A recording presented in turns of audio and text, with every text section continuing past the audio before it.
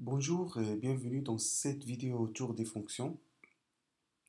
Comme vous l'avez pu le remarquer lors des vidéos précédentes, on avait vu que main c'est une fonction. On avait dit que main c'est la fonction principale de chaque programme en C et que c'est fondamental d'avoir cette fonction pour permettre l'exécution des instructions. Sinon, votre programme il ne sera par où entrer à vos instructions et le compilateur il va générer une erreur. Aussi, il y a la fonction printf, donc c'est une fonction qui est déjà prédéfinie dans la bibliothèque studio.h ou bien standard input output. Ben, le rôle de cette fonction c'est d'afficher ou bien rediriger du texte vers nos écrans.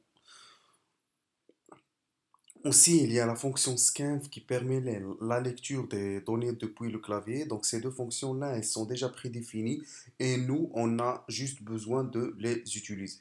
Et aussi, il y a la fonction main qui fait appel à ces fonctions. Donc, c'est-à-dire qu'on peut bien évidemment faire appel à des fonctions au sein d'autres fonctions sans aucun problème. Donc, c'est juste pour passer à la définition des fonctions. Ben, c'est quoi une fonction? C'est un sous-programme qui permet de faire ou bien d'exécuter, parce que là, ça se résume à des instructions à exécuter, certaines instructions lors de son appel, c'est-à-dire lors de l'appel de la fonction au sein de la fonction principale qui est le main. Parmi les caractéristiques des fonctions, donc on a une fonction, donc supposons que ça c'est pour juste schématiser la fonction. Donc une fonction, elle a des entrées, donc elle peut avoir besoin des entrées, comme la fonction printf qui a besoin d'entrer la chaîne de caractères à afficher. Donc ça, on appelle ça des entrées. Il y a un traitement à faire et par la suite la sortie ou bien le résultat. Ben, supposons qu'on a une fonction qui permet de faire l'addition de deux nombres. Ben, pour faire l'addition, la fonction elle aura besoin de deux entrées. Donc il y a la variable a et la variable b. Donc le traitement qu'elle doit faire, c'est additionner a à b et le résultat, c'est-à-dire renvoyer le résultat qui est a plus b. Donc lors de cette discussion, donc, on a vu deux notions qui sont vraiment très importantes. On a l'entrée et le résultat. Donc on aura un petit peu l'opportunité de revoir ça de plus près.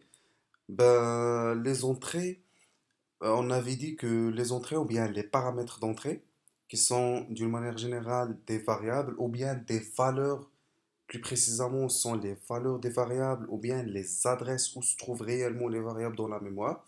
Mais dans cette vidéo, donc, on va voir juste le passage par valeur et le passage par adresse, on va le laisser à une vidéo, à une autre vidéo. Donc pourquoi on passe par des fonctions? C'est premièrement, donc il existe plusieurs raisons pour lesquelles on utilise les fonctions. La première, c'est pour gagner en lisibilité. Sans par les fonctions, on peut diminuer le code à écrire et le rendre notre programme un petit peu modulaire, c'est-à-dire qu'on peut relever certaines instructions et les mettre dans des fonctions et à chaque fois qu'on a besoin de ce traitement spécifique, on peut faire appel directement à la fonction. Ben ça, c'est un programme. Donc supposons que qu'on veut réaliser un programme qui affiche un rectangle d'étoiles de longueur L et H. Pour cela, on va déclarer les deux variables et puisque là, on va afficher un rectangle, on aura besoin de passer par deux boucles. Donc je vais déclarer deux indices juste pour les deux boucles et par la suite, on va demander à l'utilisateur de saisir la longueur et la hauteur. Donc la longueur, elle va être stockée dans la variable L et la hauteur, elle va être stockée dans la variable H. Et par la suite, on va passer par les deux boucles pour pouvoir dessiner notre rectangle. Donc ça, on peut rendre un petit peu ça plus modulaire, c'est-à-dire je peux avoir la fonction main ici, je peux avoir une fonction de lecture dim, et ça, lecture dim, c'est une fonction de type int, c'est-à-dire qu'elle doit retourner un entier à la fin du traitement. C'est comme vous pouvez le remarquer, on a ici le return dim et dim, c'est une variable qui est de type entier. Donc notez bien ça, une fonction, elle peut avoir un retour comme elle peut ne pas avoir un retour. Donc ici, puisque le type de retour il est du type int, donc ça se peut que ça soit double, float, char, ça va dépendre que de la logique de votre fonction. Là, c'est ma fonction, c'est une fonction qui va lire les dimensions et par la suite, il doit retourner le résultat. Eh bien, quand une fonction elle doit retourner un résultat, elle peut servir comme variable qui va permettre de stocker une valeur, mais d'une manière éphémère. C'est-à-dire que dans cette ligne-là, donc on a cette instruction-là, on a fait appel à la fonction lecture dim, mais une fois le programme, il va passer à l'instruction suivante. Donc supposons que c'est directement tracé rectangle, on n'a pas le hash lecture dim.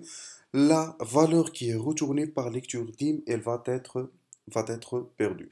Donc si nous, on a besoin de cette variable pour des utilisations ultérieures, on est censé la sauvegarder. Sinon, si c'est éphémère, donc on a juste besoin de, par exemple, de cette valeur de l'afficher. Donc on peut l'afficher et par la suite ne pas la stocker. Donc ça va toujours dépendre que de la logique de votre programme.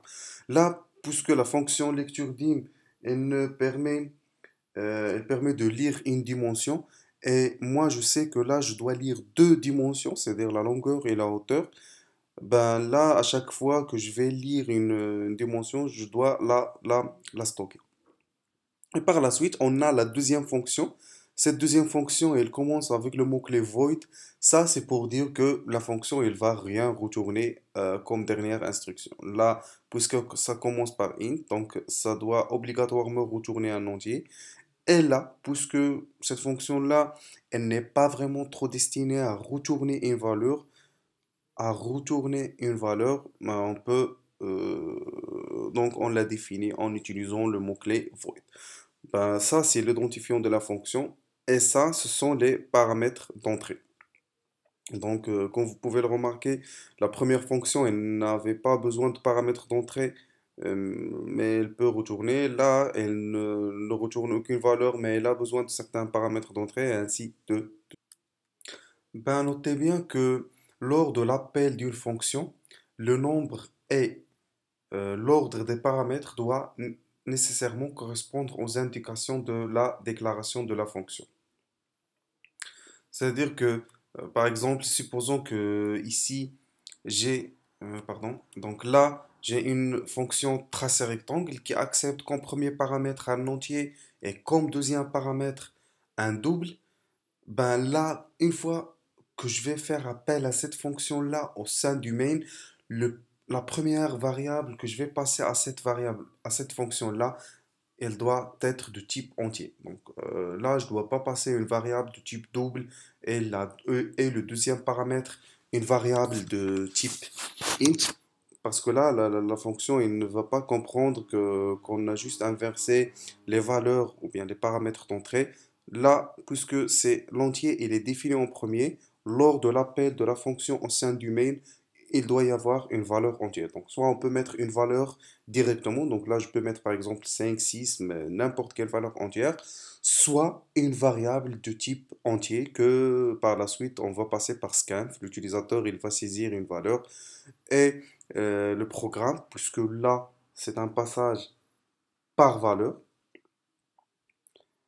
Et là, donc, c'est la variable L, elle va prendre la valeur qui va être passée à la fonction. Donc,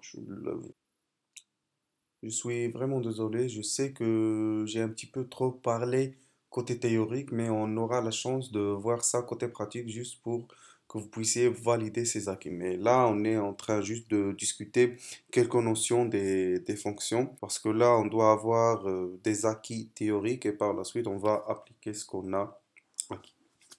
Donc, je disais que l'ordre des paramètres, c'est-à-dire les paramètres en entrée lors de la fonction main, il doit respecter la déclaration de votre fonction. Ben là, on va passer à la partie pratique des choses. Supposons que je veux écrire une fonction qui affiche un message. Par exemple, bonjour tout le monde, tout ce que vous voulez. Là, ce type de fonction, puisque son rôle il se limite à l'affichage, ben donc on peut constater que on a besoin de retourner aucune valeur. Donc, soit je peux mettre par exemple void afficher message, tout ce que vous voulez, afficher message. Et cette fonction-là n'a besoin d'aucune entrée. À part si on veut afficher un message plutôt spécifique, mais on va voir ça par la suite, puisque c'est statique. Donc je vais mettre par exemple printf, pardon, printf, bonjour. Voilà, donc je vais mettre un point là devant. Donc, on avait dit que dans notre programme, il doit y avoir toujours une fonction main parce qu'elle est considérée comme l'entrée principale du programme. Ben là, si je compile, par exemple, je vais recompiler mon programme et par la suite l'exécuter, mon programme n'a rien affiché. Ben, il y avait une instruction qui est exécutée qui le retourne 0, mais ce printf n'a pas été affiché. Pourquoi? Parce qu'on n'a pas fait appel à cette fonction-là au sein du main. Parce qu'on avait dit que la porte d'entrée ou bien toutes les instructions qui sont exécutées par le programme, ce sont des instructions qui se trouvent dans la fonction main. D'autres fonctions, instructions qui se trouvent ailleurs que la fonction main, ils sont juste compilés par le programme pour vérifier. Donc, je vais essayer de supprimer ce point virgule là et je vais essayer de recompiler. Et là, le compilateur, il a généré une erreur de compilation. Donc, expected point virgule. Là, je vais la remettre. C'est juste pour vous dire que le compilateur, il compile tout le code, mais c'est juste ce qui est au sein de la fonction main qui est exécuté. Ben là, si je veux que mon message il soit affiché, ici, je n'ai qu'à faire appel à cette fonction-là au sein du main. Donc, je ne vais pas mettre le void parce que ça, c'est juste le type de retour. On appelle une fonction par son identificateur qui est affiché message. Et puisque c'est une fonction, on est obligé de mettre les parenthèses. Supposons, ben là, je vais laisser ça un petit peu après un deuxième exemple. Donc, je vais essayer de recompiler. C'est bon. Et exécuter. Et voilà. Donc, il y a mon message qui s'est affiché. Pourquoi? Parce qu'on a fait appel à cette fonction-là au sein du main. C'est comme si on a pris toutes les instructions qui sont ici, puisque là, j'en ai qu'une. C'est juste pour expliquer. Mais c'est comme si on avait pris toutes les instructions qui sont ici et on les a mis dans la fonction main. Maintenant, supposons que qu'on veut écrire, par exemple, ou bien qu'on veut afficher ce bonjour une fois. Donc ça, c'est l'utilisateur qui va saisir une valeur et c'est en se basant sur cette valeur, on va afficher le même message une fois, cinq fois, six fois. Donc ça va dépendre de ce que l'utilisateur il veut saisir. Là, notre fonction, elle aura besoin d'un paramètre d'entrée qui est le nombre de fois. Et puisque nous, on ne connaît pas ce paramètre, on ne connaît pas vraiment sa valeur, mais on connaît son type. Donc, il est de type entier. Donc là, je vais mettre int, par exemple, nombre fois, tout ce que vous voulez, int nombre ou bien une fois, tout ce que vous voulez. C'est juste le nom que je vais donner à ma variable. Et puisque je veux afficher mon message, donc une fois, c'est que je dois passer obligatoirement par une boucle. Et pour passer par une boucle, on avait dit qu'on a besoin d'un indice ou bien d'un compteur qui va servir pour, comme condition de sortie. Là, on connaît déjà le point de départ et le point d'arrivée. C'est-à-dire qu'on va commencer par un et on va s'arrêter au niveau de une fois. Donc, logiquement, on connaît le nombre des itérations, donc il est connu à l'avance. On va passer par la boucle for. Donc, for i égale à 0, i inférieur à une fois, i plus plus. Et puisque là, j'en ai qu'une seule instruction, donc je peux m'en passer des accolades. Maintenant, ma fonction afficher message, elle aura besoin de la valeur. Parce que là, afficher message qui est ici, donc c'est pas vraiment la même qui est ici. Et ça, vous allez pouvoir le remarquer si on essaie de compiler. bah voilà, too few arguments to function call. Ici, le compilateur il est en train de nous dire qu'il y a moins d'arguments dans la fonction appelante, c'est-à-dire dans la fonction afficher message que je trouve dans le mail. Donc ici, puisque là, le type de paramètres est les deux types entiers, ici j'ai le choix, donc je peux mettre directement une valeur entière parce que là, ça revient au même. Soit je peux déclarer par exemple une variable n et je vais demander à l'utilisateur de la saisir. Par exemple, printf, saisir le nombre de fois que vous voulez que votre message soit affiché. Donc là, scanf, puisque je vais lire un entier, donc je vais passer par le spécificateur de format %t et par la suite adresse de n. Et je vais passer à ma fonction, la variable n. Donc c'est juste pour vous expliquer qu'est-ce qui se passe ici. Ici, on avait dit que c'est un passage par valeur. C'est comme si lors de l'appel à cette fonction, le programme, qu'est-ce qu'il va faire? Il va prendre n fois et il va mettre que n fois, elle va recevoir n. C'est-à-dire que n fois et n, ils auront la même valeur, mais qui est stockée dans des cases mémoire différentes. Donc, supposons que n fois est dans l'adresse mémoire, par exemple, 100. Donc là, je dis n'importe quoi. C'est pas vraiment les numéros qu'utilise votre système d'exploitation pour les cases mémoire. Mais là, c'est juste pour expliquer. Et n se trouve, par exemple, ou bien est dans l'adresse mémoire, par exemple, 500. Ben là, si l'utilisateur il saisit 4, c'est que l'adresse ou bien la case mémoire 500, elle va contenir la valeur 4. Et une fois qu'on aura fait appel à la fonction afficher message, et le programme il va faire l'affectation, c'est-à-dire que l'adresse mémoire 500 elle va contenir la valeur 4, puisque ça a été saisi par l'utilisateur. Puisque là, il y a un passage par valeur ou bien une affectation, c'est que l'adresse mémoire qui se trouve dans l'adresse 100, elle va contenir la valeur 4. Donc ça, c'est vraiment, je vous apprends rien de nouveau, c'est juste une affectation qu'on a pu voir dans la première ou bien deuxième vidéo. Donc par la suite, donc, je vais recompiler mon programme et ensuite l'exécuter. Donc saisir le nombre de fois, donc je vais mettre 5. Et voilà, donc j'ai 5 bonjours, 1, 2, 3, 4 et 5. Je peux le réexécuter. Donc je pourrais mettre par exemple tout ce que vous voulez. Et ça, il va m'afficher des bonjours jusqu'à ce qu'il atteigne le nombre que j'ai saisi. À vrai dire, je ne sais pas. Donc je vais arrêter mon programme. Et voilà. Ben, supposons maintenant que j'ai besoin d'une fonction qui permet de calculer la somme de deux nombres. Là, la logique de mon programme, il veut que cette fonction, elle fait la somme des nombres, elle traite que les nombres entiers. Donc là, je vais mettre le type de retour comme étant le int, par exemple, somme entier. Donc cette fonction-là, elle aura besoin de deux variables ou bien de deux valeurs de type entier. Donc on a la première int a et int b, comme vous voulez. Et là, je pourrais avoir int c. Et je pourrais mettre c reçoit a plus b.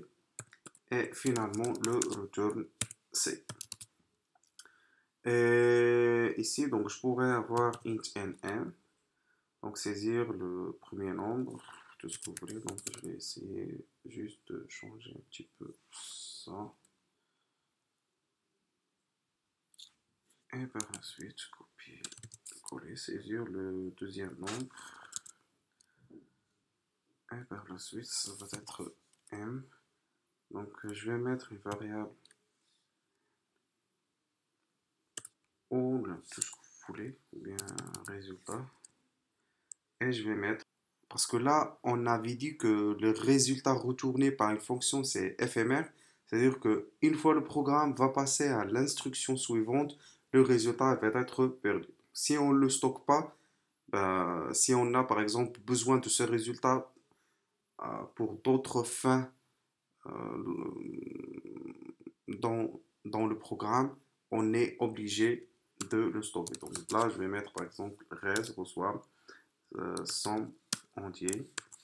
Et somme entier, c'est une fonction qui accepte deux paramètres de type entier. Donc notez bien qu'on peut utiliser par exemple 12 13, là ça va revenir au même. La seule différence, c'est que ici, j'ai fait un passage direct, c'est-à-dire que c'est moi qui ai saisi les valeurs. Mais si on rédige pardon, mais si on crée un programme, c'est pour que l'utilisateur il puisse en bénéficier. Donc, ça sert à quoi d'acheter une calculatrice dans laquelle la personne qui vous la vend, elle a déjà programmé que cette fonction, elle ne va faire la somme que de deux nombres, par exemple 3 plus 4. Donc ça n'aura aucune utilité pour vous. Et c'est la même chose que j'ai fait ici. Donc ça n'aura aucune utilité pour un utilisateur. Parce que lui, il a besoin de saisir le premier nombre qui est le n, le deuxième qui est le m, et avoir là le résultat de la sommation. Donc là, je pourrais mettre euh, % n, %t, pardon. C'est %t plus %t égale à %t. Et enfin un multi/slash n. Donc ça c'est n, ça c'est n, ça c'est res. Donc c'est juste pour vous expliquer un petit peu ce qu'on a écrit ici. On a ici, donc ça c'est normal, on a juste besoin de lire les deux nombres. Et par la suite, on a fait appel à cette fonction. Cette fonction, elle est de type int. C'est automatiquement la variable res doit être de type int. Parce que là, on est en train de manipuler des données du même type.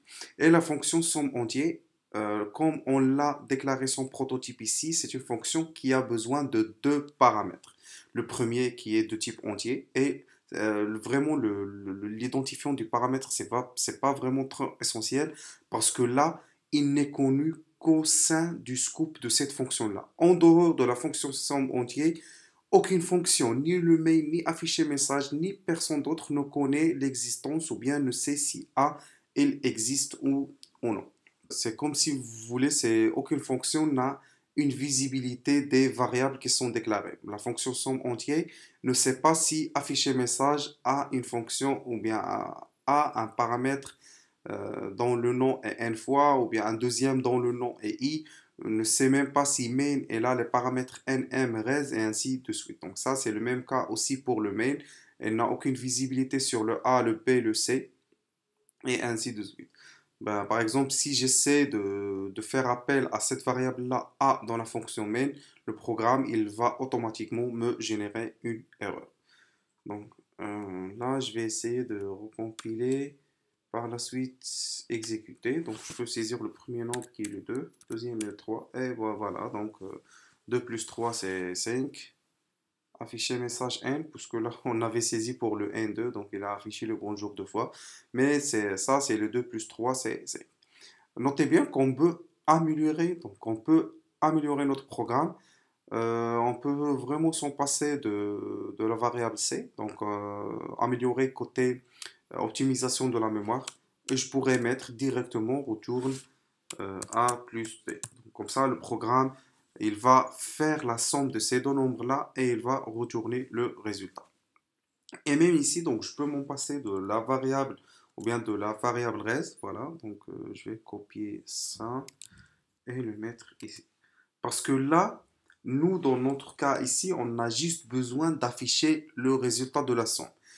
Et ce résultat, il ne va pas nous servir par la suite pour d'autres opérations. Donc, si c'est vraiment trop le cas, on peut le stocker dans la variable res. Mais nous, on a juste besoin de l'afficher, puisqu'on avait dit que quand une fonction elle retourne un résultat, on peut la traiter comme étant une variable. Et là, j'ai le type de ma variable, qui est bien évidemment une fonction qui est du type int. Donc, je peux utiliser le %d pour afficher la valeur sans aucun problème. C'est comme si je travaille avec des variables. Donc, je peux recompiler, par la suite exécuter. Donc, je vais mettre par exemple ici 1. C'est juste pour ne pas avoir trop de bonjours qui sont écrits. Et par la suite 9. Donc, voilà. Donc, on a 1 plus 9 qui est égal à 10. Et notez bien que le passage ici, c'est toujours par valeur, c'est-à-dire c'est comme si lors de l'appel de la fonction somme entier, le programme, qu'est-ce qu'il fait? Il fait A reçoit N et B reçoit M. Donc, c'est juste les valeurs qui sont passées et ce n'est pas vraiment les adresses des variables. C'est-à-dire que A, elle se trouve dans l'adresse 100, N dans l'adresse 5000, si vous voulez, et P dans l'adresse 50 et M dans l'adresse 10 000. Donc, c'est vraiment trop loin. C'est pas vraiment trop loin, mais c'est vraiment trop différent. Donc, chaque variable, elle a sa propre case mémoire. Et ce qui est ici, donc, il n'est connu que par la fonction somme entière. Donc, si par exemple j'essaie par exemple d'afficher le A, donc on va essayer d'afficher, donc affichage A, affichage de A par exemple, et je vais mettre fonction T, virgule A. Donc on va, donc pardon, donc je vais sauvegarder. Par la suite, recompiler. Et voilà, donc mon programme use of undeclared identifier. Là, c'est le A, il est déclaré juste au sein de la fonction somme entier. Donc, on peut même essayer le I, puisque I, il est déclaré ici. Donc, je vais essayer de sauvegarder et par la suite recompiler. Voilà. Voilà, use of undeclared identifier I. Donc, le I, il n'est pas vraiment déclaré. Donc, c'est bien que les variables, ils ne sont connus que dans le scope où ils sont déclarés. Là, c'est le début main et ça, c'est fin main. Tout ce qui se trouve ici, il est connu par le main. Ça, c'est le début de la fonction afficher message et ça, c'est la fin. Donc, ce i-là, il n'est reconnu que dans ce scope-là. Notre vidéo, elle touche un petit peu à sa fin. On va juste voir un dernier exemple de permutation. Donc, là, donc, je vais essayer un petit peu de supprimer ça pour gagner un peu d'espace, par exemple. Et je vais supprimer ça aussi.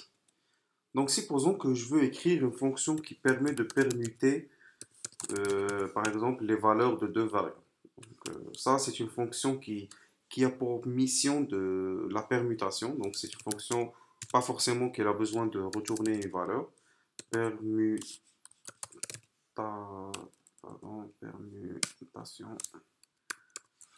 Et voilà, donc c'est une fonction, supposons qu'on veut permuter des valeurs entières, donc int a, ça va être toujours int p. C'est pas forcément que je les appelle a et p que vous êtes obligé de le faire, donc vous pouvez mettre int k, int, je sais pas, p, c'est tout ce que vous voulez. C'est juste que je suis un petit peu habitué à le faire comme ça, et ça permet de rendre les choses plus faciles pour moi. Donc vous pouvez les nommer comme vous voulez. Donc pour permuter deux variables, donc j'aurai besoin d'une troisième variable temporaire. Donc et je vais mettre par exemple temp va recevoir A. Par la suite A va recevoir B. Et par la suite B va recevoir. Là c'est vraiment trop facile ce que je viens de faire ici. Là, j'ai stocké la valeur de A dans la variable temporaire, puisque ici, je vais mettre la valeur de B dans A, c'est-à-dire l'ancienne valeur de A va être écrasée et la nouvelle valeur de B va être mise dans l'adresse mémoire pointée par A. Et enfin, puisque là, la valeur de A, on l'a déjà stockée dans la variable time, donc je vais mettre cette valeur-là dans B. Et donc, je vais essayer ici d'avoir un printf, par exemple. Donc ça, c'est juste pour afficher les valeurs avant permutation. Permutation. On a le n qui est égal à son b. Et le n qui est égal à 5%. Et voilà, donc là, pardon, slash. Ça, c'est n, ça, c'est n. Voilà, donc je vais essayer de recopier ceci et le recoller. Donc après, ça, c'est après. Je vais supprimer l'espace qui se trouve ici. Donc ça c'est toujours le cas. Ici, on va faire appel à cette fonction de permutation n et n. On va même aller un petit peu plus loin et afficher les valeurs qui sont ici. Donc avant permutation, donc je vais mettre aussi dans la fonction. C'est juste pour différencier les printf. Donc là, j'ai A. Et là, j'ai B. Parce que M et N, ils ne sont pas reconnus ou bien ils ne sont pas visibles par la fonction permutation. Puisque lors de l'appel de la fonction, j'ai mis comme premier paramètre le n, c'est automatiquement sa valeur qui va être affectée vers la variable a. Et comme deuxième paramètre le m, c'est sa valeur qui va aller ou bien être affectée dans la variable p. Donc c'est ici, je vais mettre a et ici p. Et par la suite, ça c'est après l'exécution de ces instructions. Donc ça c'est après.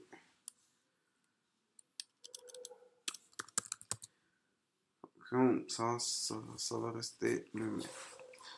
Donc je vais sauvegarder. Et par la suite, recompiler. Et enfin, exécuter mon programme. Saisir le premier nombre. Donc supposons que j'ai saisi 2. Et supposons que j'ai saisi 5. Donc n, elle contient le 2 et m, elle va contenir le 5. Donc ça, c'est avant permutation. Donc comme vous pouvez le remarquer, c'est cette instruction-là. On a n égale à 2 et m égale à 5. Donc ça, c'est normal. Ici, on a fait appel à cette fonction-là. La première instruction, c'est printf avant permutation fonction. C'est avant permutation fonction. A, elle a la valeur 2 et B, 5. Donc, on est sûr que lors de cet appel, donc c'est la valeur de n qui est stockée dans A, puisque ça c'est premier et ça c'est premier, et m dans P. Ici, on a après permutation, A, elle a la valeur 5. Donc, ça c'est la valeur de B, et B, elle a la valeur 2. C'est bon? Mais ça, c'est une fois qu'on est sorti de la fonction, on a ce printf là. N, elle a toujours gardé sa valeur et M, elle a toujours gardé sa valeur. Pourquoi? Parce que là, le passage qu'on a fait ici, c'est juste un passage par valeur. C'est-à-dire que supposons que euh, A se trouve dans l'adresse, par exemple, de 100, P dans l'adresse 300. Et ici que N, donc ça, je vais supprimer ça. Donc N dans l'adresse par exemple 100 et M dans l'adresse 400. Ça, c'est juste des exemples, c'est pas vraiment réellement ça, les numéros des adresses dans la mémoire, mais c'est juste pour expliquer. Donc ici, qu'est-ce qui s'est vraiment se passer? Donc on a le n qui se trouve dans l'adresse mémoire ou bien la case mémoire 100, le m dans 400. Une fois qu'on a fait appel à cette fonction-là, on avait dit que on a ici un genre d'affectation. C'est-à-dire que c'est comme si on avait fait A reçoit n. Ben là, si on vérifie l'adresse mémoire 100 et l'adresse mémoire de 100, on va trouver qu'il existe la même valeur. Et le même cas pour m. C'est comme si on avait fait B reçoit M. C'est-à-dire que ici, on a la valeur de M, c'est-à-dire la valeur qui est dans l'adresse 400, elle va être affectée à la variable P, c'est-à-dire on va la stocker dans l'adresse 300. Le programme, ou bien la fonction, quand elle a fait la permutation, elle a opéré sur les cases mémoire de 100 et 300. Mais les adresses mémoire 100 et 400, ils sont restés intacts. Voilà. Parce que là, on avait dit que le passage, c'est par valeur. Et la fonction permutation, elle ne connaît que A et B. C'est normal que la permutation, elle va se faire au niveau de ces adresses-là. Donc ça, c'était juste un petit peu pour vous expliquer les limites des passages par valeur, que si dans un cas ou bien dans votre programme, vous avez besoin de vous passer une variable en paramètre et que vous essayez de modifier son contenu, donc là, soyez sûr que son contenu, il ne va pas changer, mais il va changer que dans la fonction de permutation. Et on va essayer de résoudre ça à travers le passage par adresse ou bien l'utilisation des pointeurs. Parce que là, le passage, c'est juste pour vous donner une petite idée, c'est-à-dire un avant-goût, si vous voulez. C'est le passage par adresse, c'est-à-dire que je vais dire à la fonction permutation, une fois que je vais faire appel à la fonction permutation, que je ne vais pas lui passer la variable n, mais je vais lui passer l'adresse de n. Comme ça, A et N, ils vont pointer sur la même case mémoire qui est le 100. Et M et B, ils vont pointer sur la même case mémoire qui est le 400.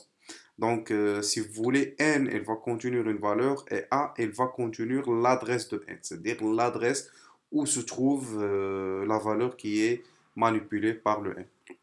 Donc, on ne va pas vraiment trop tarder sur ça. Donc, je sais que c'est vraiment trop de théorie. Mais une fois qu'on aura vu ça en pratique, donc ça, je pense que ça va plus vous causer un problème. Donc, ben, je vous dis à la prochaine vidéo.